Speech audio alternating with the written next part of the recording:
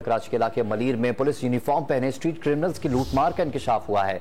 शाह लतीफ थाने में रशीद आलम नामी मुद्दई ने डकैती का मुकदमा दर्ज करा दिया है। कराची के इलाके मलीर में पुलिस यूनिफॉर्म पहने स्ट्रीट क्रिमिनल्स की लूटमार का इंकशाफ हुआ है।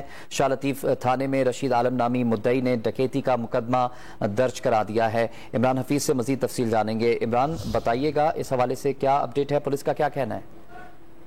देखिए, ये शाह लतीफ थाने के अंदर जो है रशीद आलम नामी शहरी ने जो है मुकदमा दर्ज कराया है। मुकदमे के मतन के मुताबिक जो है ये गुलिस्तान सोसाइटी है, यहाँ पर ये वाक़या पेश आया है जिसमें जो है मोटरसाइकिलों पर सवार जो है वो अफराद थे, जिसमें से एक ने जो है वो पुलिस यूनिफॉर्म पहन रखी थी, जबकि दूसरे ने जो है वो जो है पुलिस कैप लगाई हुई थी। और तमाम जो मुल्ज़िमान थे जिनकी तादाद 5 थी, जो 3 मोटरसाइकिलों पर सवार थे, तमाम के तमाम जो है वो असले से लैस थे। मुल्ज़िमान ने जो है वो तलाशी के बहाने इनको रोकने के बाद तमाम सामान लूटने के बाद बासानी फरार हो गए हैं।